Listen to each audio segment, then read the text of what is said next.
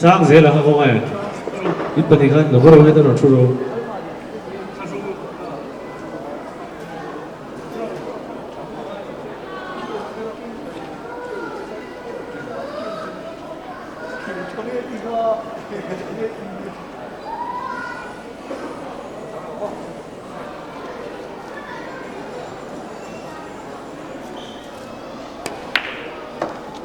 hiện exhibition match hi pathum kan nei do na tuna mi hi kan college kal lai te an nia PUC students te nia chuan kan exhibition match mai ba ka hian charity match kan nei do na nakin do hlek ang aron tuanga kan charity match nei tur hi achak lo zokin Mizoram Snooker and Billiards Association a hian chek singa in min tui do na ni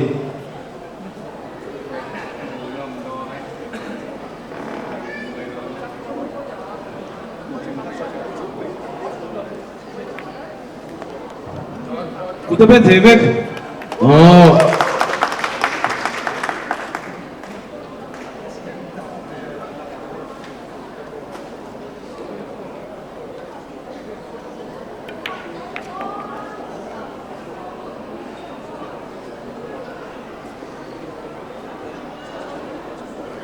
Kan MC itu mungkin kan puingnya. Kalau makan coba ya makan coba.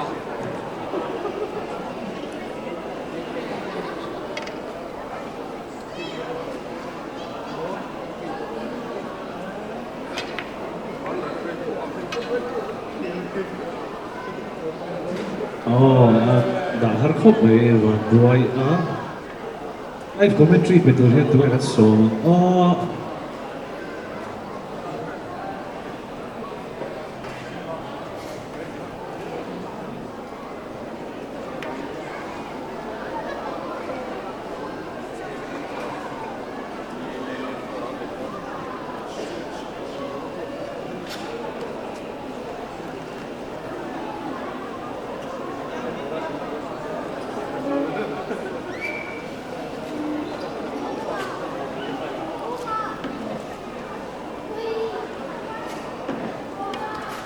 Sau enten kan siya tiam lo takin, lo le lo kan hop takin tu nami 9 ball ani ya.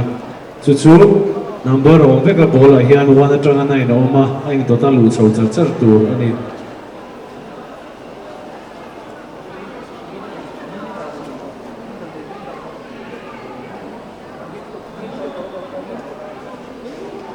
Lai William Center dor nei te. Holve chin chak, ti ve chin chak te. Inoma amaro chu in ron soi ngam si lo wai in thian te khan ronin kok ula karon ko chu ang cheu ale be ka alu shifru ben ko de gila tro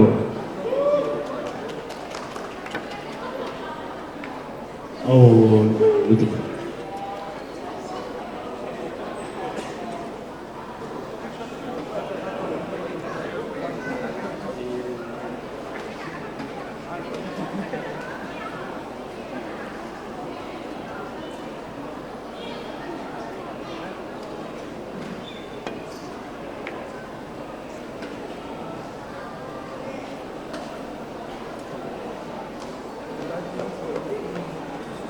Two Truma kan William Center kan tournament Ather 9 ball pool championship Sami Sokni banga min sponsor Tute kan tihluih ship mga Ather electric scooter min sponsor chuanin co-sponsor hian next gen I do play Atokati ten dia chuan adang lete cafe desire pepper fry terrace restaurant Sharma Billiards Hotel Royal Oil le Mahindra tractor steady and Nizara tournament nom tak kan khel me ba ka mi puita na mudam garon chhawpchhuah theya kan lom hle ti kan soile ni ei fault that bay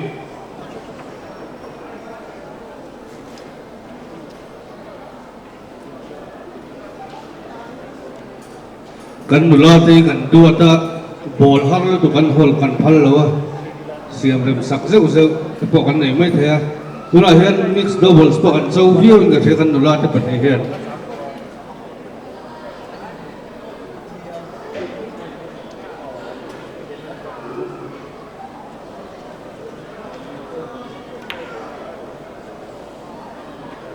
mấy khi Buati nè à hồi giàu chiếc khá tụ nó hồi lệ tụ đi Hailey anh hi kan match player này te a player thatak mai ni a mani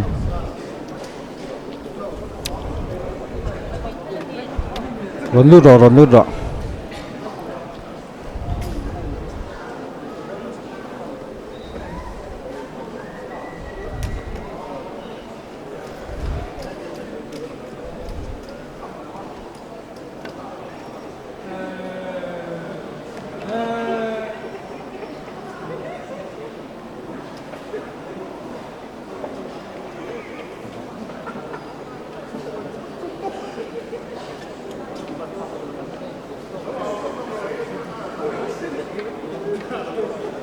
Hey, Mizoram here.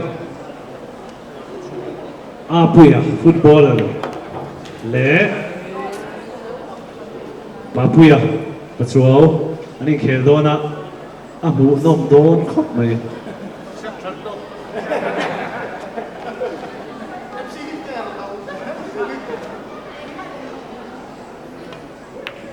Oh, cúp bien đấy á.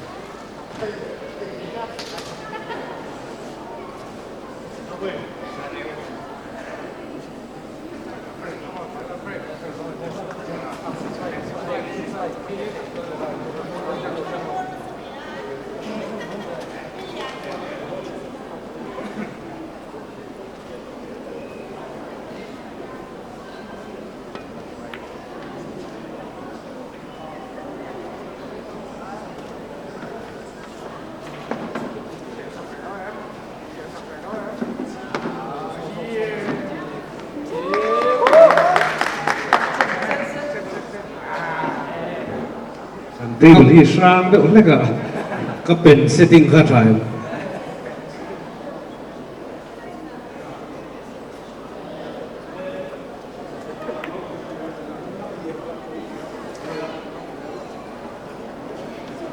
còn anh bố là hiện lùng chắc chắc rồi đã hàng tất cả ai về lúa ai tôi là hàng buôn thì hàng đã hàng cả rồi thăng tận lâu mà à cái miếng technical này tôi là cái này lại mấy cái tập được cái cảnh sát thiếu luôn mấy thế à oh mà lại marble perachon bikhur tem kan tiang si kha ne thun me kha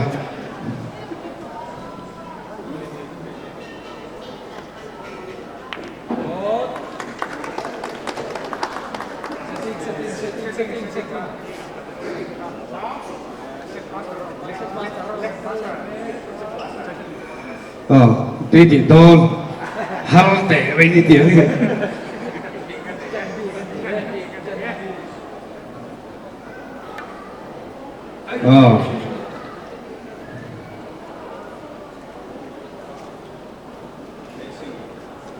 placing anh đi ha mà sẽ trong nhân hồi của mai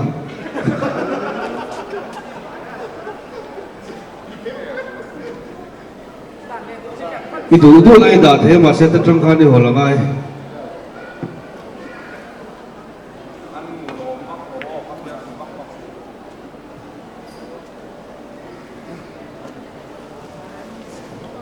kan game hi mak ve da umei chu ti an khel hian mi ma tlema pressure a sam do hian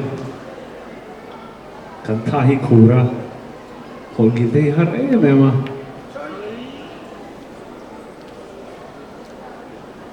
good kan break thei chap to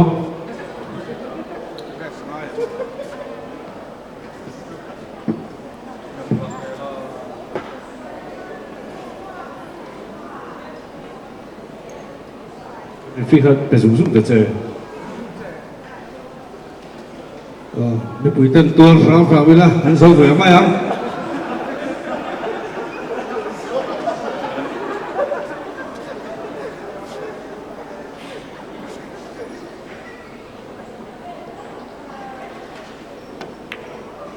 nó là kiểu như hết rồi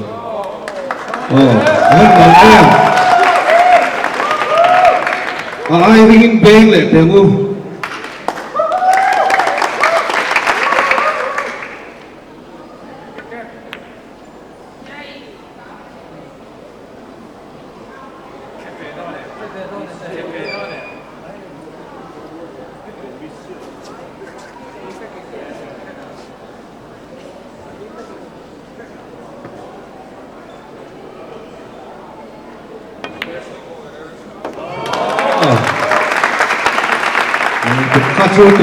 tụm tắc cái gì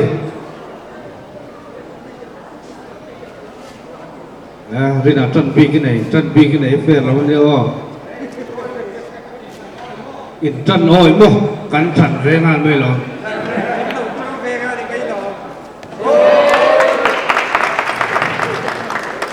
chỉ có sấy đồ là cái gì này thôi tiền tỷ lệ là luôn mà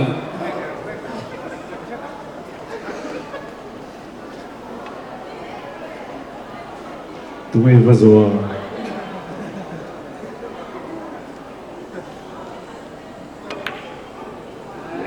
thế nào Buati đây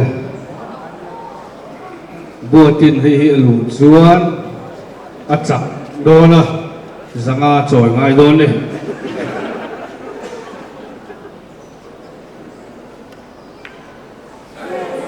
rằng này là lụt tà lô đi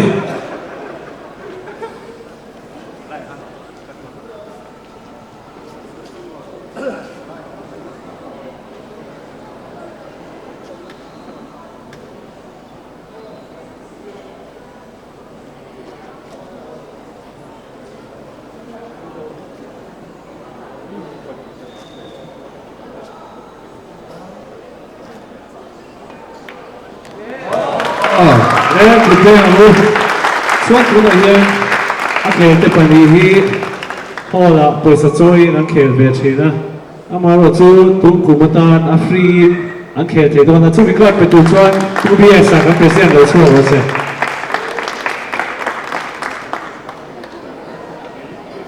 tikhan ang pani ka lo dik chuak se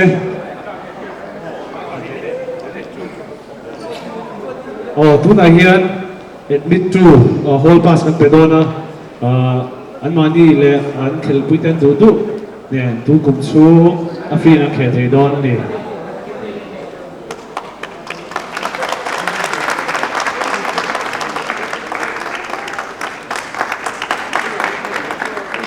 le tu na ni puiten kan han le Papuia patrol lo chuo lo se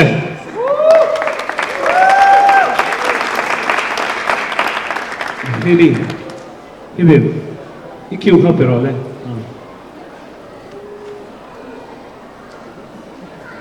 Atuntur Apuia rate good bengi lo hello Ani kaya tu hisu kan mic up dona du iti buai thei ania du soi thei chui hello atu zo ta to hian har dona I khoi che oi lo I khoi lo vi trung ko vi iti buai ani hian frame di ka khel ti ma cha chu he ma Tute lo pro he ho bok me Apuia pon khel chena 8 ball frame khale 9 ball frame khale tu ma hello Apuia chak lo chuan exact cái tu dei thong kha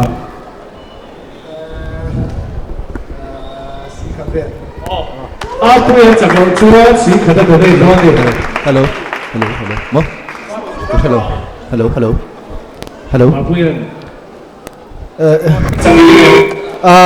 cái chú cái chắc lâu chuan Apuia xin khát aron donate bele don Ông là chú, win-win situation là chú, anh ấy kêu win-win situation là cái này chú, cô đi lâu thế mà.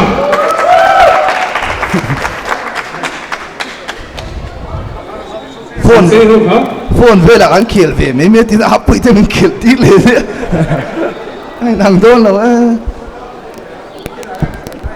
ai rem sang ai lo tu lại chuông lo na kan tournament kan official stay không ai rồi đi chuông về trip xem amar in between MC tiamin kan đi free pakat ok abo này anh kim huna kha la sak to mai don ya nang man sab zo khan yan be lai chuang ti la de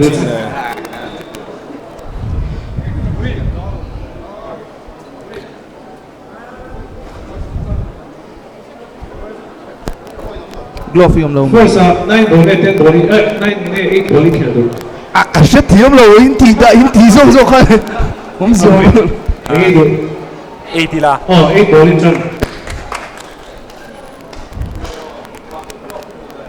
đủ thống à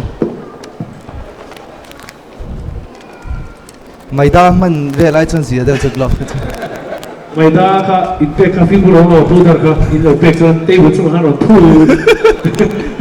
vềเลย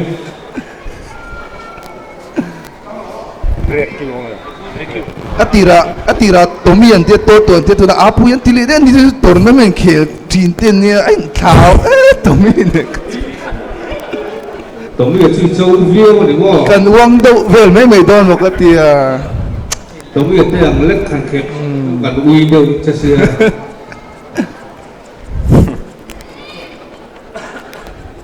không hề thiếu bol hơi tu răng chơi cái nó phải tiêu ra tây bút là poso nào so chỉ bảo poso assume đó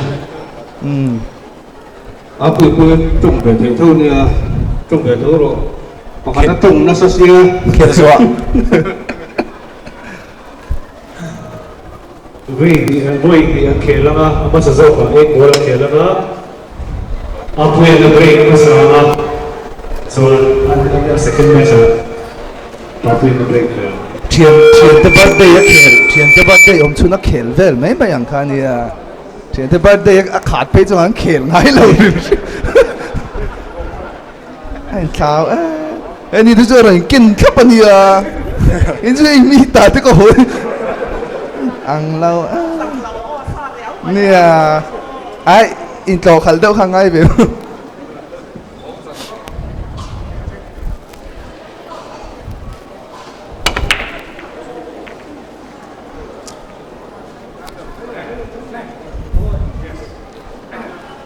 thiang hè đến tiền thì về second song bị lên đấy chút tiền ôm mi second ôm mi ác Hailey về lâu quân India là chút India phim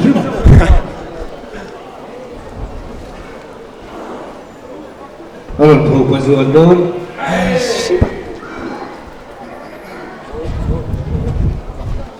tu na kheli 8 ball nia 8 ball a chuan kan buang hian a trial lo oma a trial lo hi sole zero tia a trial hi stripes ani be a chu an sa zo kan lu ma sak zo kha an sa nia chuan an sa pasri lu hu a hian a dum hi an lu tanga khá thì về en ta ni good play a kha Apuia kan football coi talented ani ISL player, India player.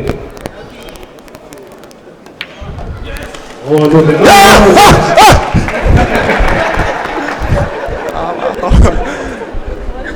cái thứ là cái đặt này được anh được không đó mà ok chiang đâu hiện lụt về chim măng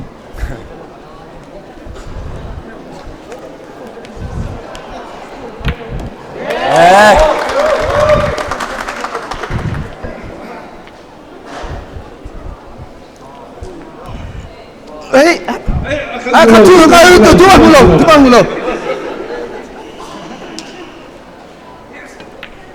à phải mắc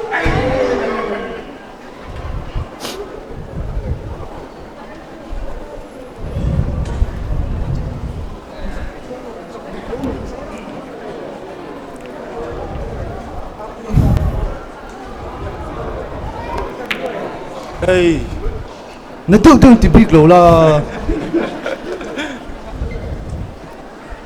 à phát thui ba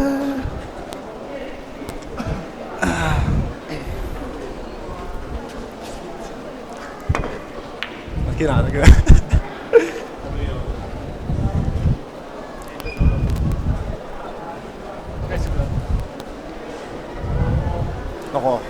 nó ai mấy thế không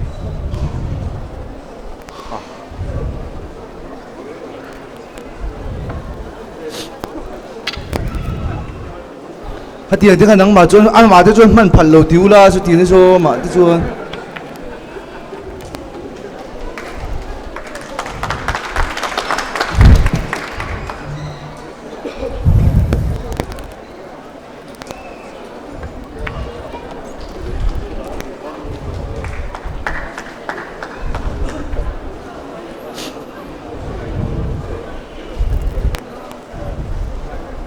Điểm đàn chừng chút bao phơi ồ mong đeo sọc chú lắm mà là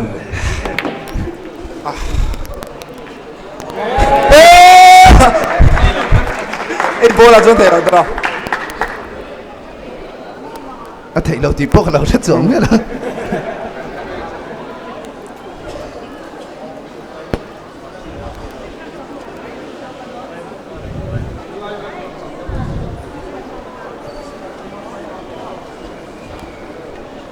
ai à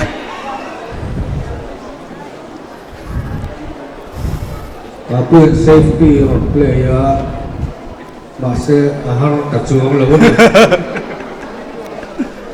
Apuia big hian number in Tute hian ti chho tir big ulan ama hi oh he Mizoram kan ti nga chân xin này chắc rồi rồi phim chút thì sẽ giấu tống mà lại ai ka tang khan mo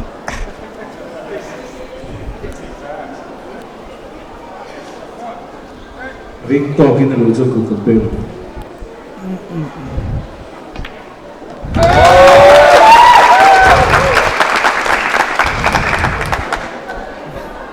mang về lúc tức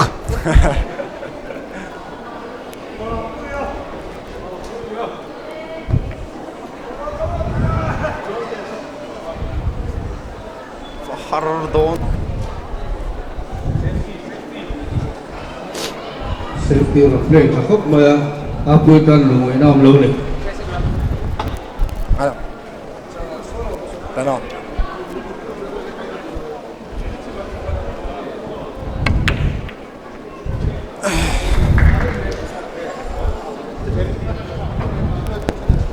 alo lâu me alo ta một cái gì à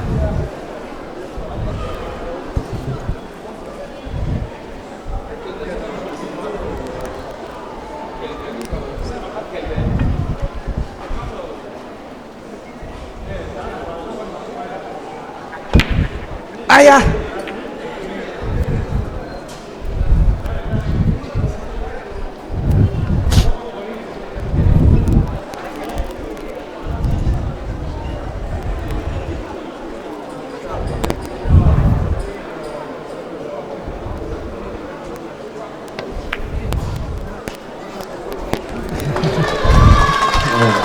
Apuia môi chúng ta còn luôn đó mà xe atum lệ tuổi đấy ta xe phun long thì atum kia là đá thật cắt môi à kinh nghe chuyện Papuia chân này đôi nè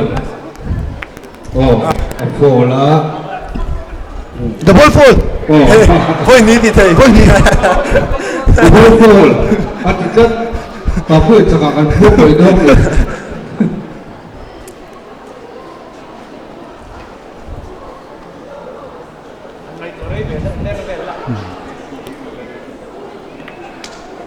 à thôi ní thuộc thầy lâu đi vâng thì cái gì đấy double fall lên nha cô này em phải sạch sẽ ăn vậy sâu đường double fall rồi cái gì này chỉ chiang xa đấy mà nè phát thuy về đây cũng luôn đi hết cái đấy là khơi mình rộng mà chuyên tiền ra con lẻ hoa lắm ạ atum pula mi kahit tayo ngon luôn so đấy là in suyang mo kakatiyam na ini, ako sa tiyam turi. ball khác con lệ chiang à champion thì lật mía lâu đi à chút thêm cả lâu lắm sắp tiêu à hay là tập lâu là hồi mới xuống mà xem Papuia hay là mất lâu ấy nhìn thế ra ấy à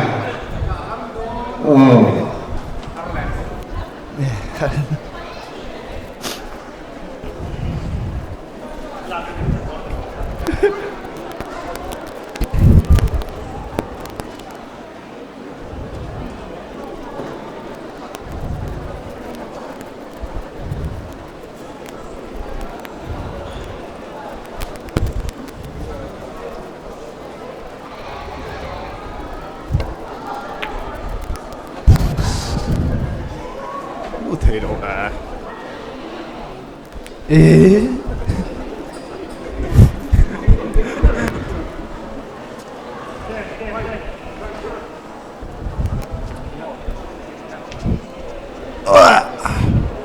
đây các con mà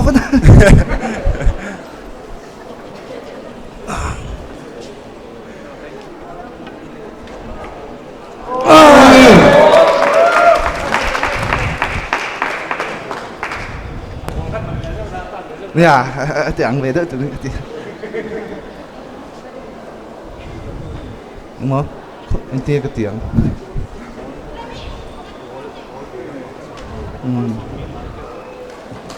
thiếu khéo lại nên tuy gọi đây đều trong cái đó ta lụt tụi nó cái này khi giống giống khi ai do play live như thế á anh đùa bom anh lên để thấy với cái này thì khá cái đó sôi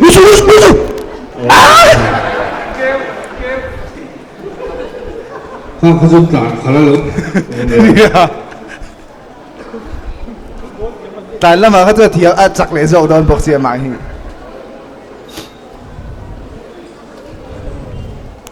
Apuia headset này nha nó trong miệng là tiếng là sấy về chịu chưa này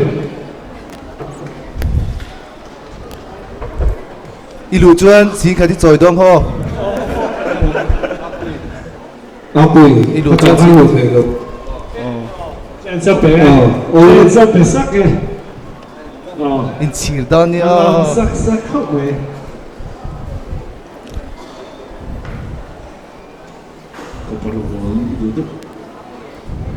a quả giống giống ở hen lũ vách tụt tín nó bôi xuống rồi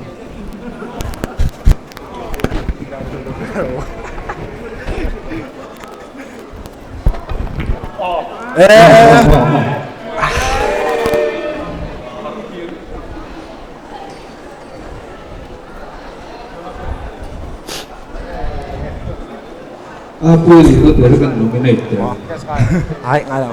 hết đại hiện là ngay rồi Papuia hết đại hiện là ngay Lù sắc căn tôm xin nó lù thế đâu em ấy. khăng fucking lang Apuia lu sắc cái tụi này ăn lu thế đâu em ấy thì cái tí xe đây rồi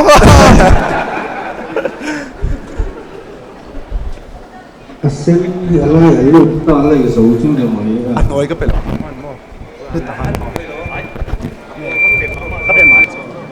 thế rồi thôi mấy chia tí đầu cho mình bắt sầm xây thu soi hít oi đầu với cái thứ ngồi là cái chuyện tua nó quỳ nè bên đến riêng là ô lúc rồi giờ rồi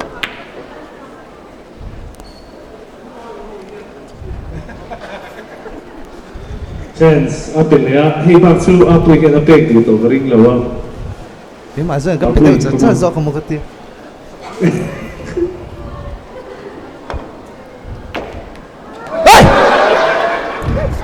Maxino cái số Apuia có rồi cái giờ rồi chance apel nè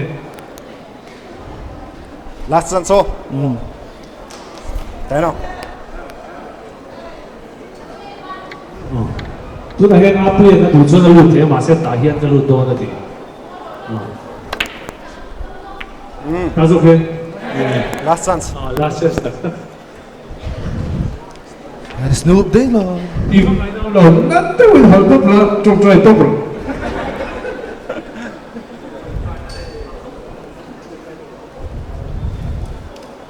Cái tay về lại to kinh ngọ, cái bùi tắc tắc kinh, nát tôi nó, nát tôi mà, nát tôi. Cái gì này gì đó. Papuia nó lụt cục bê mà. Sao tao biết không? Papuia nó lụt lắm. Lấy đi hiện lấy thiếu tặc tặc lấy gì à? Bên.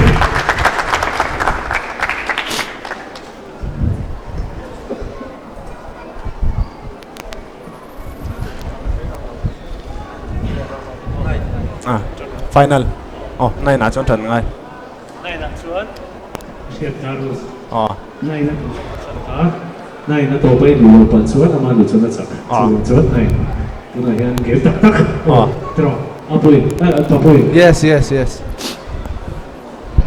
Tu này hiện cái chặt lẩu chuan, cái trôi đồn. Thế lâu lút tập vector ta sẽ khen nine chiếc cái lũ chuồn cái chặt thì nó beisei này sang về thế mày chú bác chú beisei tụi không lấy cần break là ho. Yeah. Apuia can break it. Sorry.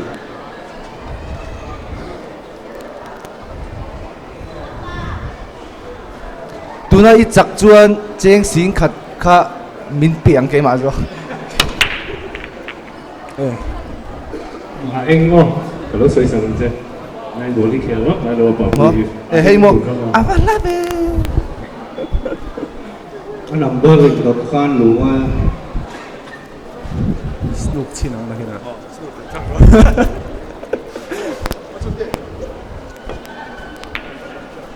Hello dem. tụi nó ít khéo đến rồi hoa hiền, charity match nó khéo đó là phần sponsor stage again. Charity match nó khéo đó nó chắc lâu rồi again. Game trong hiền association ta sẽ xin cái đó của đây đó này. Ôi. Lụt rõ lên. lũ đổ lên thì đừng có chỉ buồn gì rồi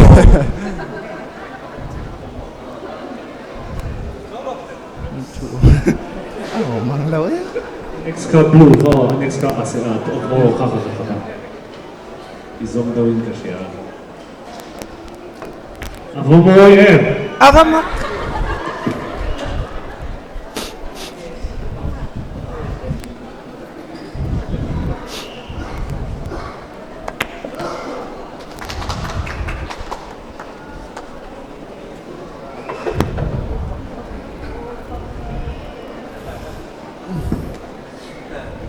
à chị Ami. Cái gì vậy?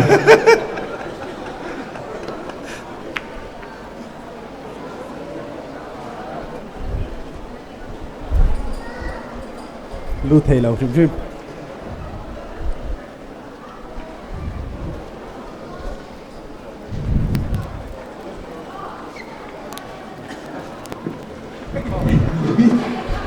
Four. Dani di kan soi na rem sang ani pa. Kan ball tu kan fu no hian abang hi fu le ngai. khá thì cái tì ra soi tu lo tiền thì chú mi tì hua soi le đấy thì chú à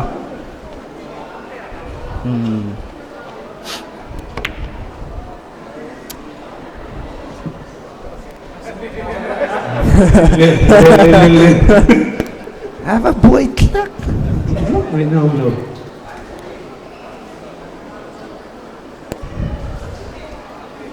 Lo ko sa do se kuitai le. Voi thung snook ka chặt lẩu niệm ka. tôi lại về trên voi thung snook voi thung mi phal zon chuan i chak lo voi khati phal no chú tiếng lâu soi su pressure min lo pe su thiam lo mà nhắc lại à mà har on về diamond bula hian am fu la mo diamond Lo ko sak pero, lo ko sak sa ro. Aron fu. Kaya lo wait. kata Mo? lo chu ro ta ai thì mày tì buồn lại Full virus xuống ở tiền là just spin rồi. Wow, kalau tu lah. alamak Ari free kana kok số là một điều đó. cọc sữa này ha in đâu thiếm tặc tặc lâu này thôi Ia Papuia hen pun kata phal le, cua acak lau do lah ni. Apuia hen, aku mai do lau. Tapi boleh clear saya Apuia hen ada cua.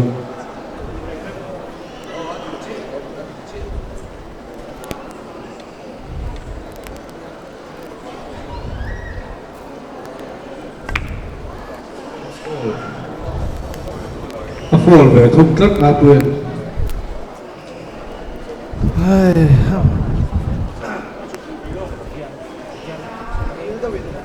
Hey lụt đi đồn xin lụt thấy thấu mà Tapi boleh nampak dia berkai fu masak cuan macam tu saya kan.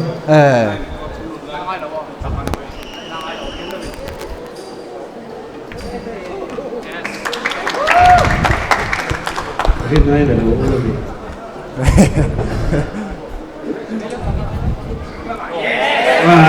Cái này là nó là số Nó phải số mấy pha là nó còn xe.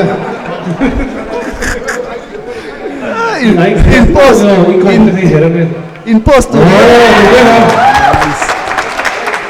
thì có ăn rồi nó là nó tự không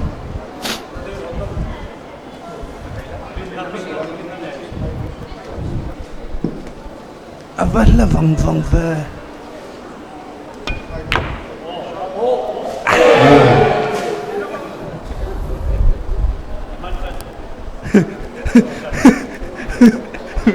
mình trần chơi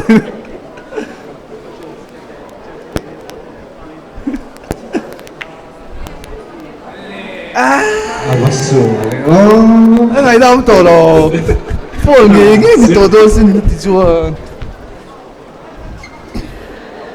Thì khá là mai phal khá hành chia tổ lỗ.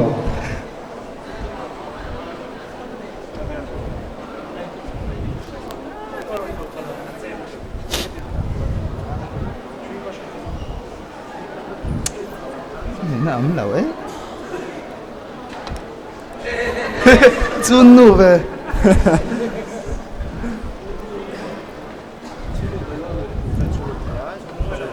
chụt lui lâu không Papuia sulut thế, Apuia sulut thế rồi. nhà tiệm đâu tất cả tỷ tụ rồi tỷ trang bộ ha Papuia tụi mà chụt lui chú à sao sao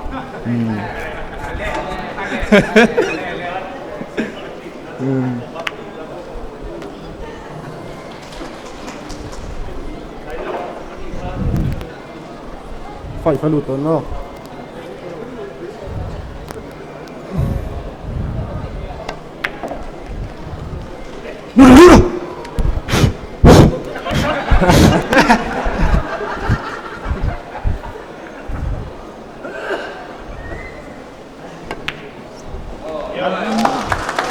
rất là đẹp.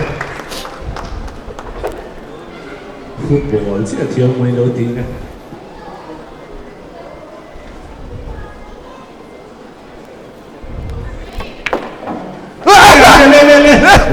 Lên.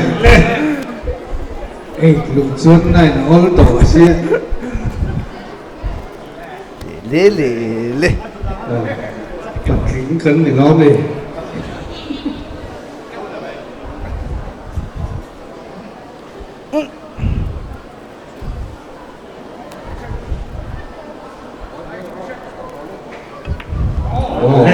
Lên.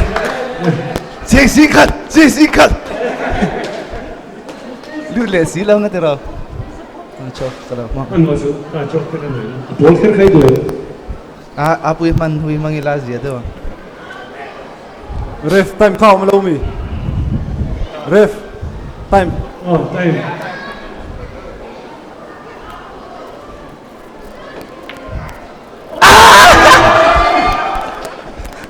Apuia nó tục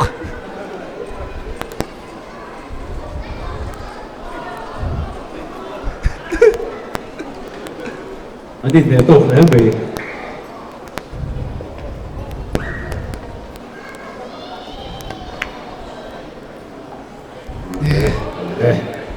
เลยอันไล่อันหลวงต้นอ๋อมันคือโซเฮียนที่บริการตีไฟง่ายต้นเลย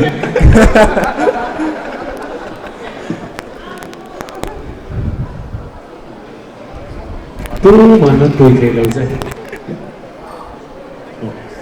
ini tùy thể Anh thì lâu luôn đúng lâu lúc xuống Atau